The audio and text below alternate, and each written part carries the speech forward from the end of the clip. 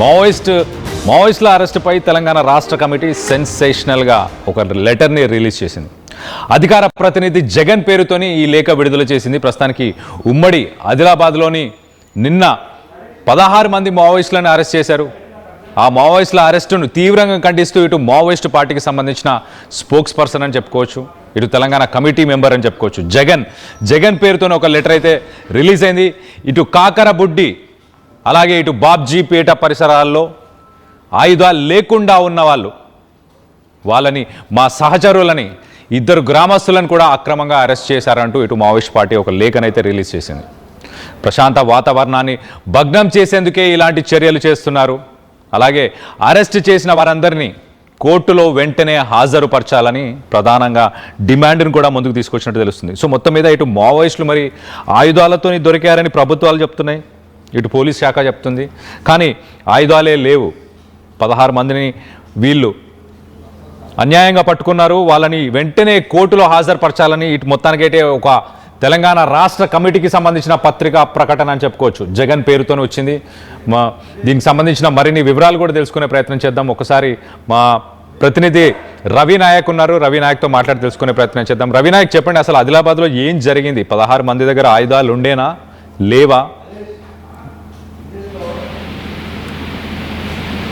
ఉమ్మడి ఆదిలాబాద్ జిల్లాలో 16 మంది మావోయిస్టుల అరెస్ట్ కలకలం సంచలనంగా మారిన పరిస్థితి. అయితే దీంతో భాగంగా ఎవరైతే అరెస్ట్ చేసిన వారిని వెంటనే హాజరుపరచాలని ఆ మావోయిస్ట్ పార్టీ అధికార ప్రతినిధి జగన్ ప్రకటించిన పరిస్థితి కనబడింది. అయితే దాంట్లో కొన్ని ముఖ్యమైన అంశాలు చెప్పే ప్రయత్నం చేశారు. తిరుపూరు అటవీ ప్రాంతంలో ఒక గ్రామంలో నిరాదాయులుగా ఉన్న ఆయుధం లేకుండా ఉన్న 16 మందిని ఇటు అరెస్ట్ చేశారని చెబుతున్న పరిస్థితి కనబడింది. ఇటు అరెస్ట్ చేసి ఆ జైలుకు పంపించారని, దీంట్లో ముఖ్యంగా అరెస్ట్ చేసి పోలీసులు అదుపులో తీసుకున్నారని చెప్పిన పరిస్థితి. దీంట్లో కొన్ని ప్రధానమైన అంశాలు కూడా చెప్పే ప్రయత్నం చేశారు.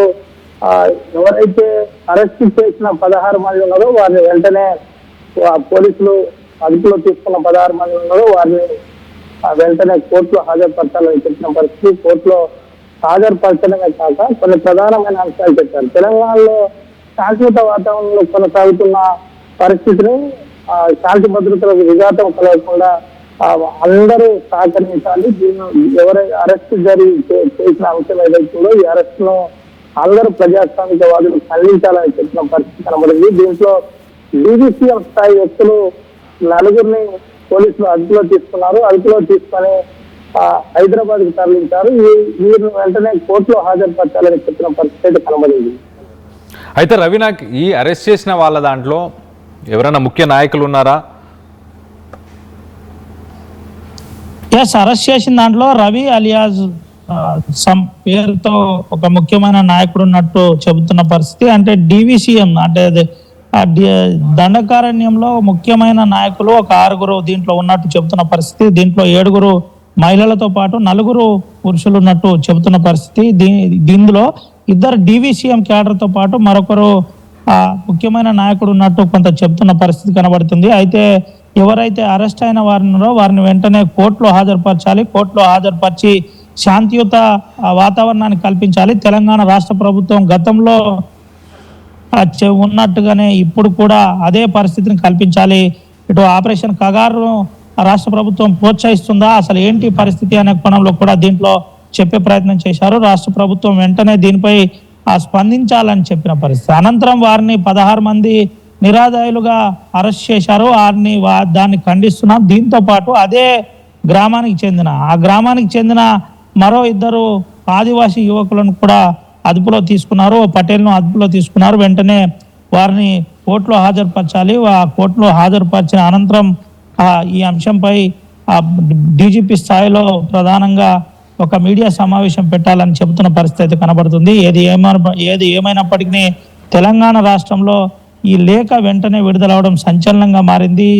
16 మంది అరెస్ట్ అంశం ఇప్పుడు తెలంగాణ రాష్ట్రంలోనే ఒక సంచలనంగా మారిన పరిస్థితి. నిరాదాయులుగా ఉన్న వారు అసలు ఎందుకు వచ్చారు, ఎప్పుడు వచ్చారు అనే కోణంలో కూడా కొంత విచారణ కొనసాగుతుందని తెలిసింది. వీళ్ళందరూ కూడా డీజీపీ కార్యాలయంలో విచారణ కొనసాగుతుంది. దీంట్లో ఏం జరిగింది అనే కోణంలో ఇంకా క్లారిటీ రావాల్సి ఉంది. Kalyan, right Ravinayak, thanks for the latest update. మొత్తం మీద ఇటు దామోదర్ అనే ఒక అగ్రనాయకుడు అలియాస్ అతను ఒక సెక్రటరీ, తెలంగాణ స్టేట్ కమిటీకి సంబంధించిన ఒక సెక్రటరీ పోస్ట్ కూడా తనకు ఉన్నట్టు తెలుస్తుంది. సో 2021లో తను చనిపోయాడు అని చెప్పేసి కొన్ని పుకార్లు అయితే పుట్టాయి. కానీ ఒక్కసారి ఆయన స్వగ్రామం మనం చూస్తే ఇటు ములుగు జిల్లాకి సంబంధించి తాడ్వాయి మండలం నుంచి కల్వపల్లి అనే ఒక గ్రామం నుంచి అని చెప్పి తెలుస్తుంది. సో అతనిపైన ఒక 50 lakhs రివార్డు కూడా ఉన్నట్టు.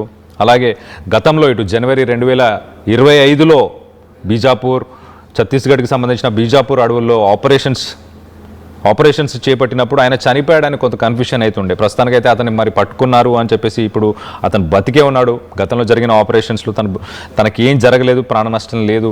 ఇప్పుడు తనని పట్టుకున్న తర్వాత ఆపరేషన్స్లో తను బతికినట్టు తెలుస్తుంది. సో మొత్తం మీద ఆపరేషన్ డీటెయిల్స్ ఒక్కసారి మనం చూస్తే కనుక ఇటు పోలీసులు ఆదిలాబాద్లో పెదల్దొబ్బ అని చెప్పేసి పెదల్దొబ్బ అని సిర్పూర్ మండలికి సంబంధించిన ఆ గ్రామంలో, ఆ ఏరియాలో దట్టమైన అడవి ఉంటుంది. ఆ అడవి ఏరియాలో ఇటు మహారాష్ట్ర తెలంగాణకి బార్డర్ అని కూడా చెప్పుకోవచ్చు. ఆ ఏరియాలో వీళ్ళు ప్రస్తుతానికి ఒక స్పెసిఫిక్ ఇంటెలిజెన్స్ సమాచారం తీసుకున్న తర్వాత ఇటు ఛత్తీస్గఢ్కి వాళ్ళు బార్డర్ని క్రాస్ చేయబోతున్నారని తెలుసుకొని ఇటు ఆసిఫాబాద్ అడిషనల్ ఎస్పీ చిత్రాంజన్ ఆయన ఒక్కసారిగా ఆ ఏరియాని మోహరించి ఈ 16 మందిని కూడా అరెస్ట్ చేసినట్టు తెలుస్తుంది. ఈ 16 మంది దగ్గర ఇటు ఒక AK-47 రైఫిల్, అలాగే 2 ఇన్సాస్ రైఫిల్స్, అలాగే కొంత అమ్యునేషన్, కొన్ని బుల్లెట్స్ కూడా ఉన్నట్టు కూడా తెలుస్తుంది. సో మొత్తం మీద ఇటు కాంబాట్ స్క్వాడ్, ఏదో ఒక ఆర్మ్డ్ కాంబాట్ స్క్వాడ్ అని చెప్పేసి ఇటు పోలీసులు అయితే చెప్పుకొస్తున్నారు. కానీ మావోయిస్ట్ పార్టీ నుంచి అయితే ఒక లెటర్ అయితే రిలీజ్ అయింది. ఖచ్చితంగా ఇవి ఆయుధాలు లేని సమయంలో వాళ్ళని ప్లాన్ చేసి ఇలా చేశారు, వాళ్ళని వెంటనే కోర్టులో హాజరుపరచాలి, ఇంకెందుకు హాజరుపరచలేదు అని చెప్పేసి ఇటు స్పోక్స్ పర్సన్ అని చెప్పొచ్చు, తెలంగాణ కమిటీకి సంబంధించిన మెంబర్ అని కూడా చెప్పొచ్చు, జగన్ అనే పేరుతోని రిలీజ్ అయింది. జగన్ అనే పేరు గతంలో కూడా మనం 1-2 సార్లు వినున్నాం.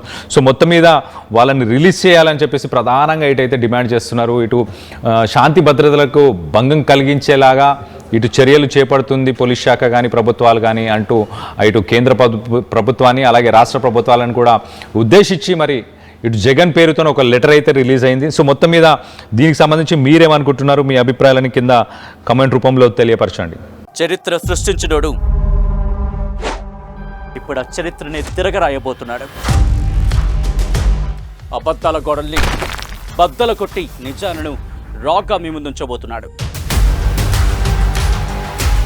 నిజమైన వార్తల కోసం వెంటనే డౌన్లోడ్ చేసుకోండి రా యాప్ని.